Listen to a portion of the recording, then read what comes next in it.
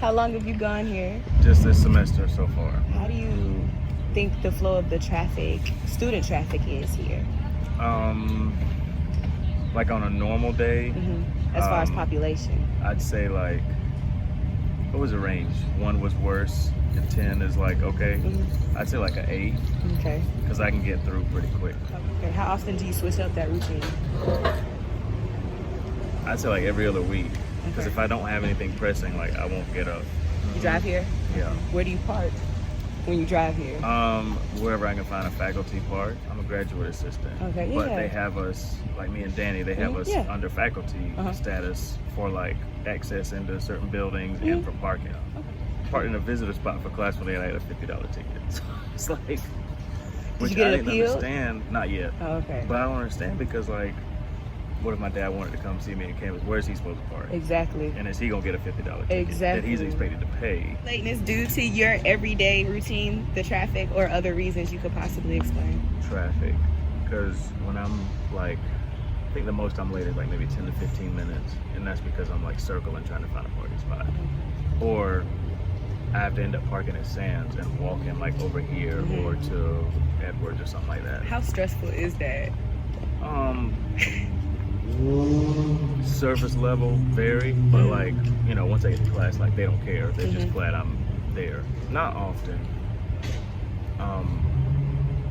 Why? But I'll say like, because it's easier for me to park at, like if I know it's gonna be raining or if it's just a crazy weather day, it's easier for me to park at Human Resources and then ride the shuttle from there to here.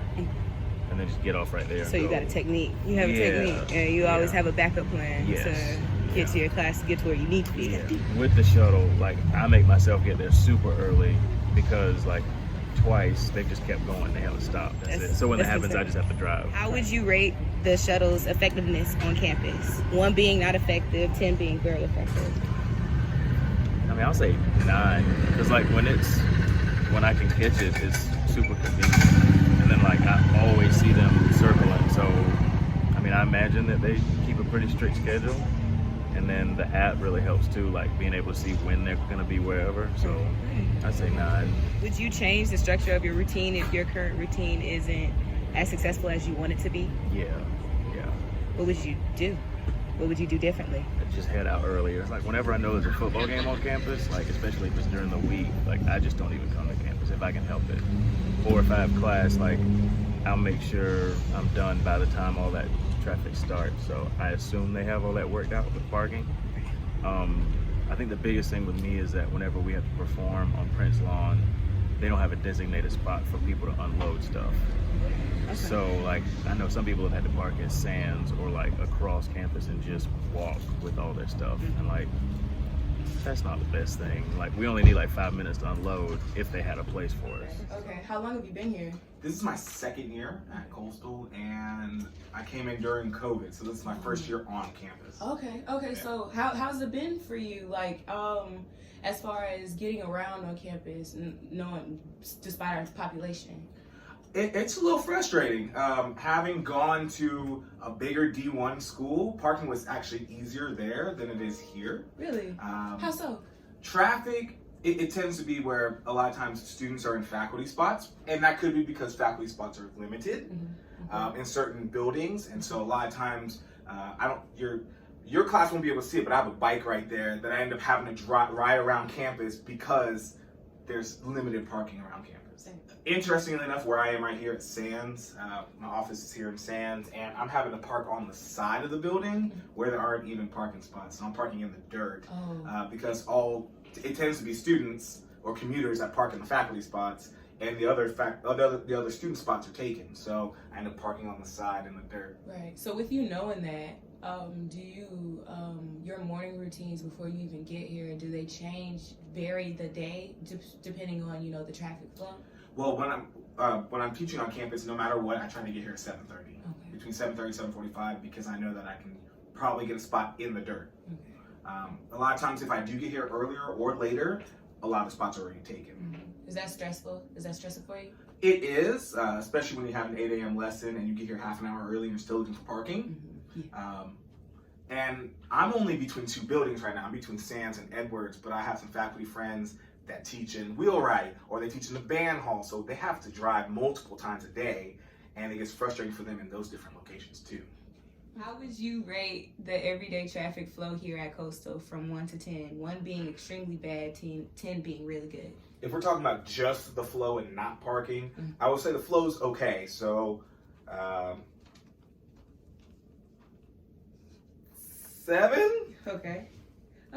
That's good. That's good. How often are you late to your classes or getting to your classes? 1 being very often, 10 being almost never late. Typically, it's like a 9 or a 10 because I get here so early anyway that I make sure to accommodate for any kind of parking or traffic. Is your lateness due to your everyday routine, the traffic, or other reasons you could possibly explain on any given day? Other, which would be parking spots, available parking. If you do, how often do you utilize CCU's shuttle transportation system? Never. How would you rate it? The shuttle's effectiveness on campus if you had to. From 1 to 10 again, 1 being the worst. I actually would probably give it a closer to a 4.3 rating because a lot of my students have struggles with coordinating the shuttle. And even though we're toward the end of the semester, a lot of them, they know how to call the shuttle, they know how to organize it. However, the shuttle is either really late or it doesn't show up for students. I've had students where they've called and they had an hour before their classes, hour and a half. We teach our students like, hey, call at least an hour and a half to set that thing up. And sometimes the bus won't even show up or the shuttles won't even show up. Now, I'm only speaking for a handful of students. I'm not sure about everybody, but that's the answer to that. Would you change the structure of your routine if your current routine isn't your desired outcome? I would if I needed to change the schedule. However, I try to accommodate for a lot of that kind of stuff. Traffic flow, parking, transitioning between classes. So I feel like if I needed to, I would, but it's because of other factors that are affecting the situation. From 1 to 10, how would you rate the impact of traffic on the campus as a whole? Like from getting to classes to getting to any desired place on campus? It's less than desirable. So if I had to pick something, if we're talking mostly about traffic flow again, kind of going back to that, I would say 4, 3 with parking. I'm just thinking about every spot on campus right now, the main buildings that I have to go to.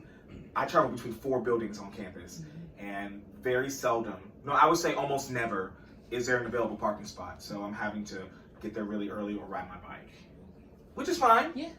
Hey, get the miles in. Hey, lose a little weight. Ain't nothing wrong with it. There's nothing wrong with it. Nothing wrong. But it would be nice because sometimes I have to carry a lot of equipment.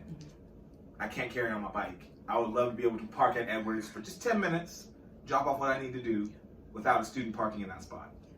So maybe some people can get ticketed more or whatever the consequences need. If you had any suggestions for any type of parking or traffic, concern or issue on campus, what would it be? The first thing that immediately comes to my mind is the staff members or the folks in charge of actually ticketing and holding folks responsible would be more consistency with that. There are pockets of times where they'll come out and students will recognize that and students will play the system.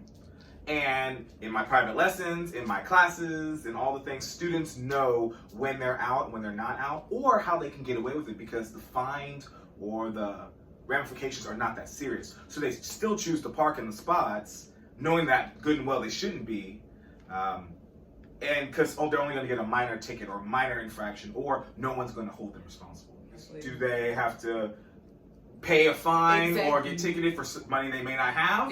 Or do they skip a class or late for class? It puts them in a weird spot. And actually, I've thought about that a lot this semester. When I'm walking between here and Edwards or Wheelwright, I realize there's not a lot of folks holding those students and faculty members even accountable too. So to kind of look at it from a different point of view, like a top-down point of view, it's a kind of a good problem to have when you think about it, because our school is expanding and growing. So for the health of the school, it's good, but we're enduring a lot of problems trying to facilitate enough space and buildings for it. So it's kind of a good problem to have. However, Perhaps there could be some other solutions down the road. I'm not sure how. It would take years to build out more parking spots and develop the land, but that may be something that the staff are already looking into right now. How do you feel about Coastal Carolina's position in between two major highways, 501 and 544? Do you think that causes a lot of problems, or are the problems just because of the college? I don't think it's necessarily because of the college. I think it's because we're in a good space in our college. So the fact that we're expanding, it's not uncommon to have schools that are kind of split between highways. You know, bigger universities, that's not really a big thing. It's normal. However, it's a good problem and a bad problem because students' schedules have to get altered, and sometimes the schedules aren't in the system, aren't altered so students can get from here to the band hall, you know, across campus in enough time.